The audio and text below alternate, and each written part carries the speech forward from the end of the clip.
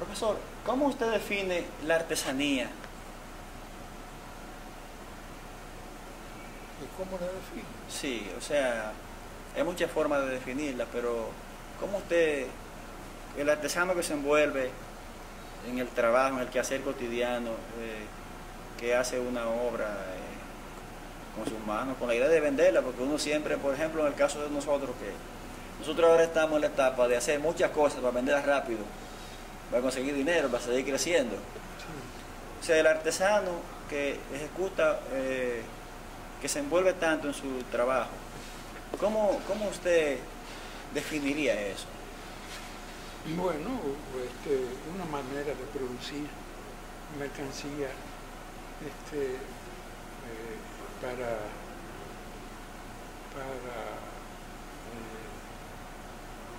venderla en su propio medio o fuera de ese medio. ¿Comprende? Pero eso es en todos los... Mira, estos zapatos que yo tengo puestos ahora son italianos. Un zapatero italiano descubrió la manera de hacer un zapato que no tiene ni cordones, ni hoyos, ni nada, y que tampoco tiene es decir, esto se maneja así con la mano, nada más, todo.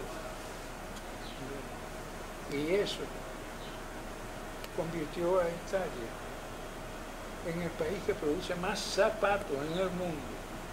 Y los Bali, los famosos, los famosos artesanos de la Bali, que hacen los artesanos zapatos.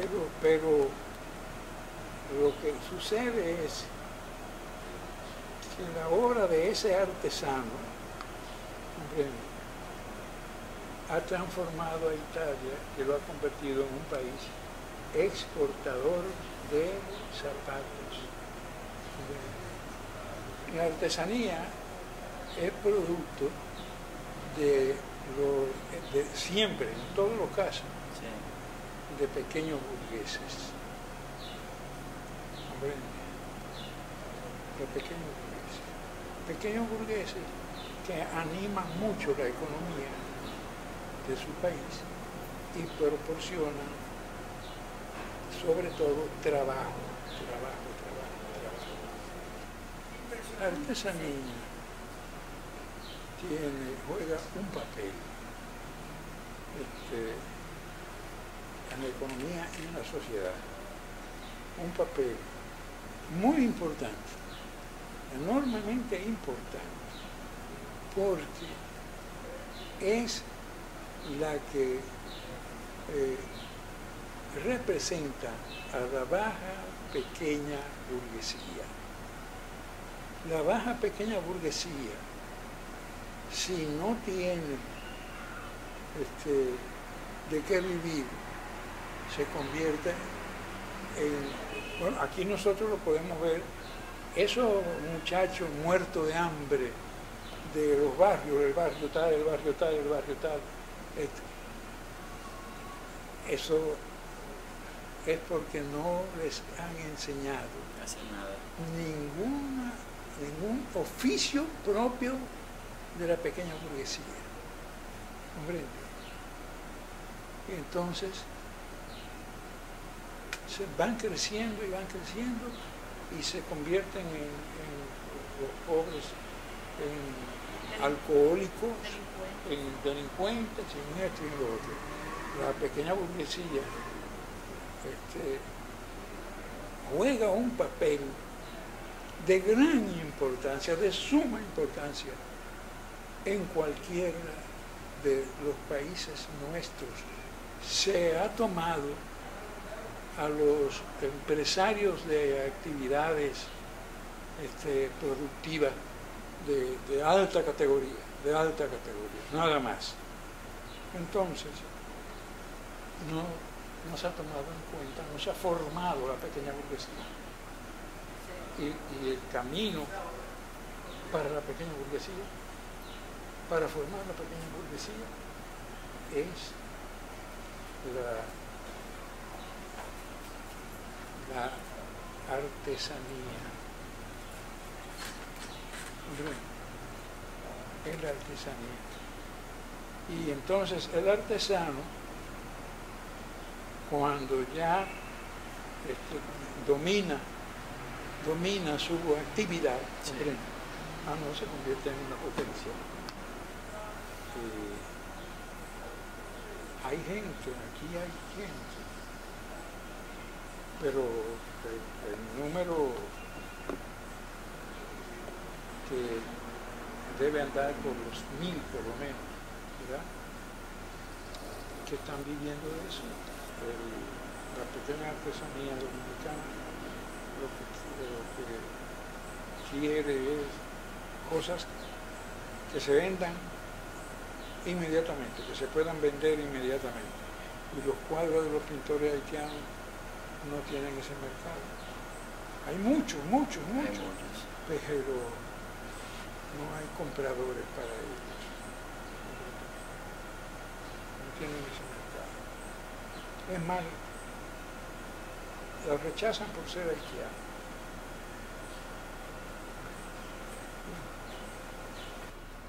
Los franceses llegaron a ser de esa parte de la isla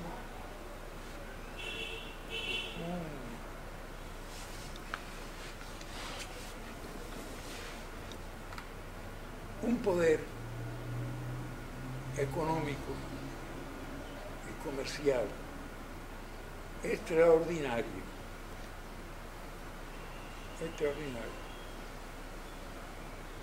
Esos franceses se convirtieron en grandes riquezas. Es más, cuando se produjo la Revolución Francesa,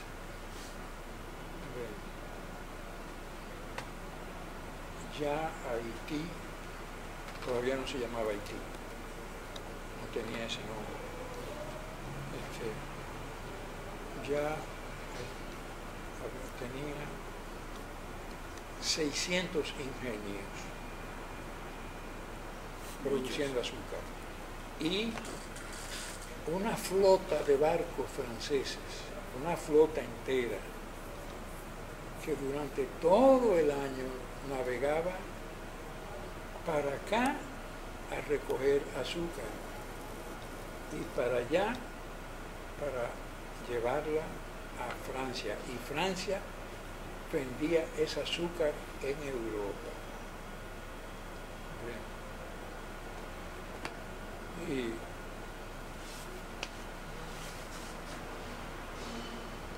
cuando se produjo la Revolución Francesa,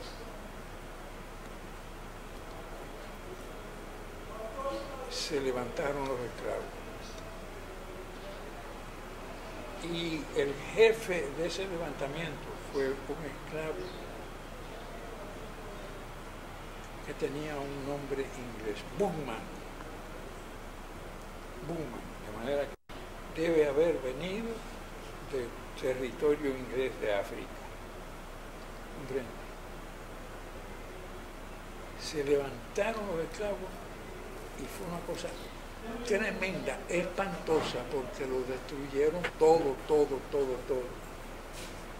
Ese territorio, esa parte del territorio de nuestra isla,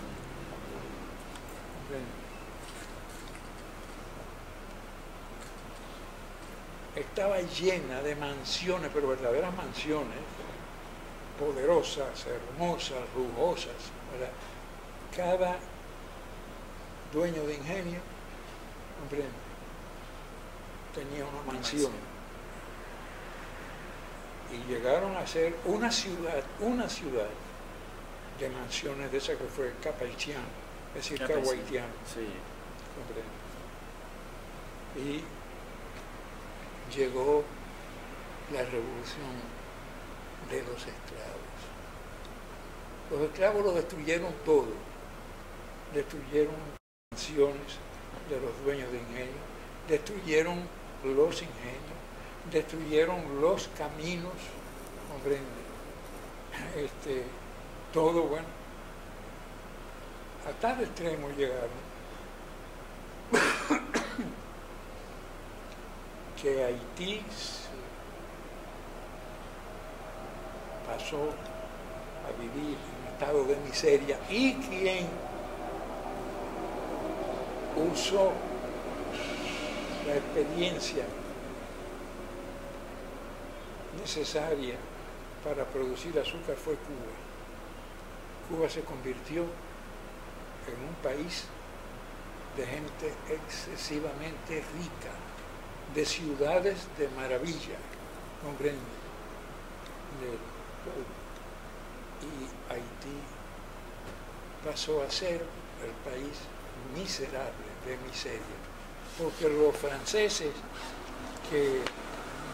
que no salieron huyendo a tiempo, comprende, dejaron la cabeza ahí en Haití. Lo psiquitrillaron.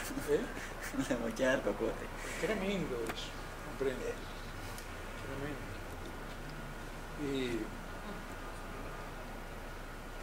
un error de España, que no tenía ninguna razón ni ninguna necesidad de entregar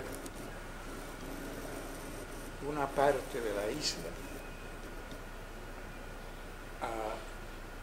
a los dueños de ingenio, a los franceses, para que hicieran ingenio azucarero. Entonces, esos ingenios, bueno, se llenaron de esclavos, porque se compraban en África los esclavos, sí, para venir a trabajar en los ingenios. Eso está descrito. Déjame ver si lo encuentro. El caso más interesante de las rebeliones negras de ese siglo XVIII fue el de los cimarrones del Bauruco, un lugar montañoso situado en el sur de la frontera que dividía las colonias española y francesa de la isla de Santo Domingo. El Bauruco fue el escenario de la prolongada rebelión del cacique Enriquillo, tratada en el capítulo 6 de este libro. La formación de un campamento de negros y marrones en el Bauruco había comenzado en el año 1702 y ese campamento había sobrevivido a todos los ataques que habían estado organizando y realizando las autoridades francesas cada cierto número de años. Los cimarrones del Bauruco vinieron a hacer la paz con los franceses en 1785. En el momento del acuerdo del jefe de los negros cimarrones, en el momento del acuerdo, el jefe de los negros cimarrones era un esclavo de la parte española llamado Santiago, pero la mayoría de sus hombres, 125 de un total de 130, eran esclavos de amos franceses, y uno de ellos, que tenía ya 60 años cumplidos, había nacido y había vivido toda su vida entre cimarrones. Las sociedades españolas en el Caribe vivían en un régimen de relaciones de producción y cambio en que abundaban más los aspectos precapitalistas que los capitalistas. Su producción era mucho más pobre que la de otros territorios europeos. Su inversión de capitales de baja a muy baja, su técnica de producción y transporte atrasada, su comercio interior y exterior limitado, y por último su composición social respondía a esas líneas del panorama económico. En la cúspide estaban los funcionarios del rey, generalmente más avanzados que los propietarios criollos, y después estaban esos propietarios esclavistas que formaban un círculo aislado, racista, que no se mezclaba ni con españoles ni con criollos blancos que no pertenecieran a su grupo, pero los criollos y españoles del comercio o propietarios medianos o miembros de la pequeña burguesía contaban con el respaldo y la simpatía de los funcionarios reales, y a menudo ese respaldo y esa simpatía alcanzaban a pardos y mestizos que tenían medios económicos. Las libertades comerciales acordadas durante el reinado de Carlos III a los territorios americanos y las medidas tomadas para liberar a gente del común, blancos, pardos, mestizos, de la condición de plebeyos, siempre que pudieran pagar la tasa establecida para lograr esa liberación, contribuyeron a hacer más estrechas las relaciones de la corona española con esos grupos discriminados por los terratenientes esclavistas, y a la vez agriaron más las relaciones entre estos últimos y los españoles con esos grupos discriminados por los terratenientes esclavistas, y a la vez agriaron más las relaciones entre estos últimos y los funcionarios reales. Por último, como los métodos de producción eran más primitivos en los territorios españoles que en los de otros países del Caribe, salvo en el caso del azúcar, el trabajo de los esclavos estaba menos sometido a los rigores de la disciplina. En este panorama había diferencias. Por ejemplo, la aristocracia terrateniente de Venezuela era más tradicionalista y tenía más ambiciones de poder político que los esclavistas de Cuba. En Costa Rica no había esclavitud de negros y prácticamente no la había de indios, pero esta última estaba muy generalizada en Guatemala y El Salvador. En Santo Domingo había una mayoría de población mestiza y casi la totalidad de los esclavos trabajaban en hatos. ¿Hato era? Sí, cuando tenían los conucos. No, las vacas. Ah, los hateros. Sí. Sí, en hatos y en la producción de víveres para el consumo local, lo que permitía un gran margen de libertad en sus movimientos. Pero lo realmente importante era que por encima de esas diferencias que hemos apuntado, los sectores sociales que se hallaban por debajo de la cúspide se sentían apoyados por el poder real, y eso le proporcionaba un alto grado de competencia política al poder español en el Caribe. Esa consistencia política explica por qué las sublevaciones de esclavos ocurridas en el Caribe en el siglo XVIII fueron insignificantes en número y sin importancia militar o política en los territorios de España. Suecia, Dinamarca y Holanda eran países de organización social francamente burguesa, aunque conservaran en su aspecto político las reliquias de otros tiempos como reyes y cortes. Sus territorios del Caribe estaban manejados con métodos burgueses. Eran empresas para acumular beneficios y evitar el mayor número de conflictos.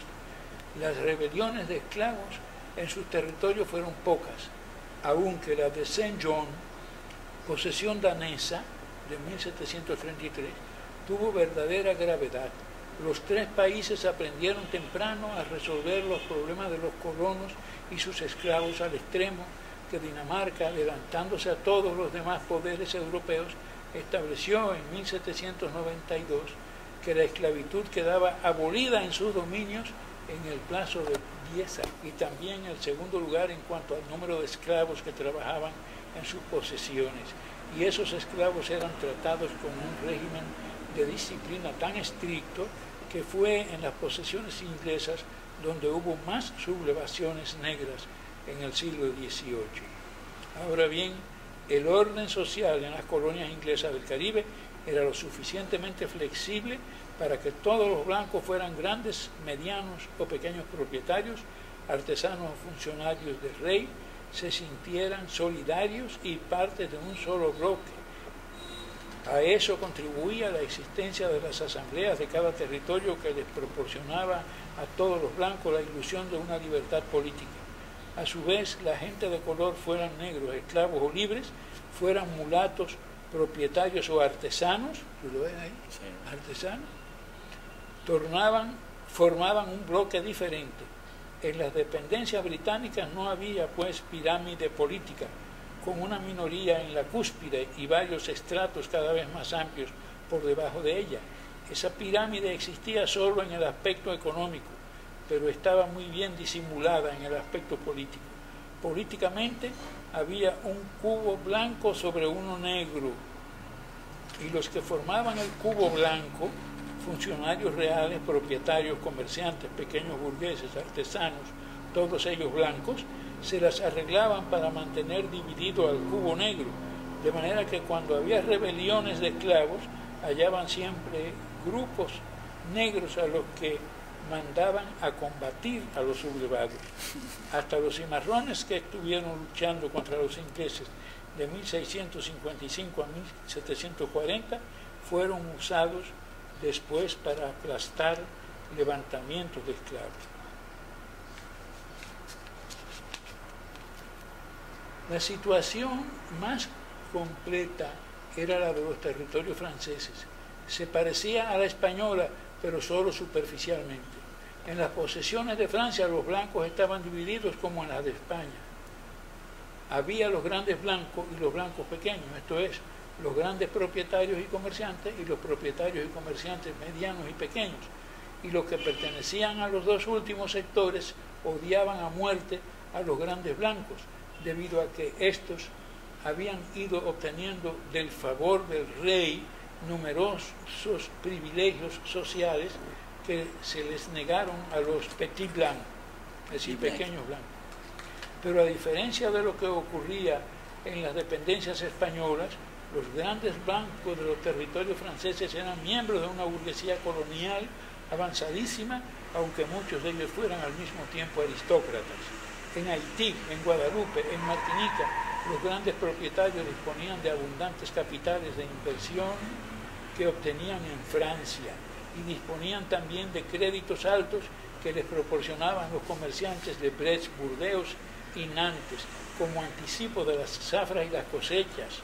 Tenían una alta técnica de producción y de mercadeo, vivían lujosamente con casas en las plantaciones y en las ciudades, llevaban peluqueros, cocineros y sastres de Francia, disfrutaban de una activa vida social con teatros, asociaciones culturales y literarias, viajaban a menudo a Francia, donde algunos pasaban vacaciones cada año y otros se retiraban a vivir de sus rentas. El rey y los funcionarios no les negaban ninguna petición a los grandes blancos, a los grands blanches, que se decía en francés, de manera que su situación frente al poder real era diferente a la de sus congéneres de los territorios. Tener la categoría de ciudadanos del reino, aunque fueran propietarios más grandes que los grandes blancos. Y en 1778 se prohibió el matrimonio entre blancos y los criollos que tuvieran ascendencia negra en cualquier grado. Estas últimas disposiciones del gobierno francés establecían una barrera insalvable entre blancos y gente de color, de manera que los pequeños blancos despreciaban a los mulatos ricos tanto como los despreciaban los funcionarios del rey y los grandes blancos. Esa situación de discriminación de los mulatos era especialmente peligrosa en Haití porque ellos eran los dueños de la tercera parte de la riqueza haitiana y de la cuarta parte de los esclavos. Entre esos mulatos había algunos tan ricos como el más rico de los grandes blancos. Había muchos cultos y refinados que se habían educado en Francia y tenían allí amigos, y resultaba que en Francia no eran víctimas de esa discriminación a que los sometían en su propia tierra. Haití estaba dividida en 3 provincias o departamentos: el del norte con su capital en Cap Francés, en Cabo Haitiano, Cabo Francés; el del oeste con su capital en Port-au-Prince, en Puerto Príncipe, que era a la vez la capital de la colonia. Desde 1785 hasta 1789 habían entrado en Haití más de 150.000 esclavos llevados desde África, mientras que los introducidos durante ese mismo tiempo en las demás Antillas francesas no alcanzaban a 50.000. Ahora bien, la explotación de los territorios franceses del Caribe se hacía mediante el uso de la técnica más alta conocida en la época. lo que suponía un duro régimen de disciplina para los esclavos usados en esa explotación. La burguesía colonial francesa usaba métodos capitalistas implacables y las cuadrillas de esclavos tenían que funcionar con la precisión con que funcionan hoy las máquinas. Por otra parte, las privaciones de artículos tropicales a que se vio sometida Europa en la guerra que terminó en 1783 determinó una avidez tan grande de esos productos que después de la guerra los negocios de las colonias francesas prosperaban velozmente, y eso puede apreciarse en el alto número de esclavos introducidos en Haití de 1785 a 1789. Había que aumentar la producción año tras año para poder suplir la demanda de Europa y de América del Norte. Esa aceleración en la producción, que exigía un aumento en la productividad de cada esclavo, produjo en las colonias francesas del Caribe un fenómeno digno de la mayor atención, y fue la conjunción en el orden social y económico de los factores más radicales y a la vez más opuestos, la de los métodos más avanzados del capitalismo hasta ese momento y del sistema social más atrasado también hasta ese momento, que era la esclavitud. Lógicamente, eso determinaba un estado de tensión llamado a hacer crisis ante cualquier acontecimiento que rompiera el equilibrio existente. La menor ruptura en el orden que mantenía funcionando el sistema provocaría una catástrofe social y política, y el acontecimiento iba a ser la Revolución Francesa. Muy bien, muy bien. Si quiere, otro tenemos que irnos ya. Ya, profesor. Tiene que cambiarse, tenemos que irnos a la conferencia. Pero no conmovió a las masas esclavas, que eran las bases del sistema. Como era lógico, las autoridades del rey en el Caribe se opusieron a la revolución, pero los grandes blancos y los grandes comerciantes estaban dispuestos a apoyarla a cambio de que se les dieran libertades para vender y comprar en cualquier país, de usar barcos de cualquier bandera para exportar e importar, y a fin de defender esas pretensiones enviaron representantes a la Asamblea Constituyente de París. Lo que no podían admitir los grandes blancos era que se desconocieran sus privilegios sociales o que se admitiera a los mulatos y a los pequeños blancos en posiciones de mando en las colonias. Los pequeños blancos apoyaban también la revolución porque creían que con ella iban a mejorar su estado social y a igualarse con los grandes blancos, pero también hubieran admitido que se les concedieran a los mulatos derechos de ciudadanos. Los mulatos, algunos de los cuales hallaban en París al empezar la revolución, y otros se apresuraron a ir allá, apoyaban la revolución a cambio de que se les reconocieran derechos iguales que a los blancos. Y para hacer presión sobre la Asamblea Constituyente contaban en París con la influyente Sociedad de Amigos de los Negros, nombre que en realidad quería decir amigos de los mulatos, no de los esclavos. Ahora bien, ni las autoridades reales de Haití, que se oponían a la revolución, ni los Grand Blancs, ni los Petit Blancs, ni los mulatos o affranchis pensaban en las masas esclavas. Esas estaban al margen de todos los conflictos y así debían seguir. Muy bien. Sí, ya tenemos que ir.